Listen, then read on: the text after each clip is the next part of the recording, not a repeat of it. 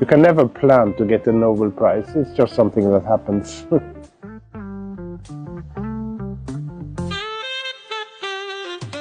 I was born in a place that had only 250 people. I think it shaped me in many ways because essentially I had to be my own teacher and discover the world by myself because the school did not really have the resources. If you really want to solve a question, if you have an interest in finding out something, you start from scratch, you have essentially nothing. You have to think far ahead in time. That's what we did. So we built up a lab from scratch, from nothing.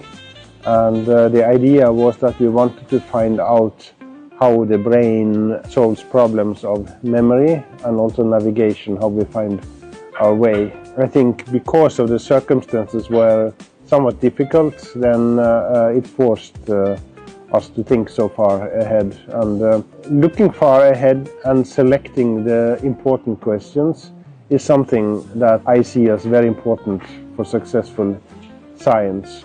And I think that laid the foundation for my life as a scientist.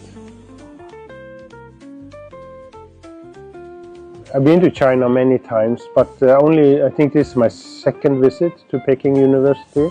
I then visited Peace Chen, who is developing microscopy at a big lab and a very famous researcher at Peking University, and met a student of him who's called Weijian Song.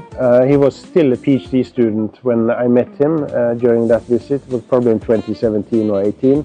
Then I was so lucky that he decided to work in our lab, and he's still there, and now as an independent researcher. So what he did was that he worked with Peace Chen to develop new microscopes that are just 2 or 3 grams that mice can carry on their head, and you can see the activity of the cells in the brain while the mice are moving around. He has developed this further to get even lighter and even more flexible and even higher resolution.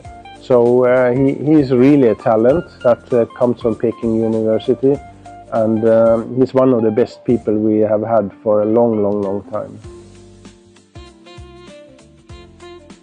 I think young researcher is always a necessary resource for research because you need to get new people in. Because when you get new people in, they come with new ideas. But of course, it's never easy to be a scientist. It is hard work, you need some luck. While you may find something and have success one day, there are 100 days when you don't find anything.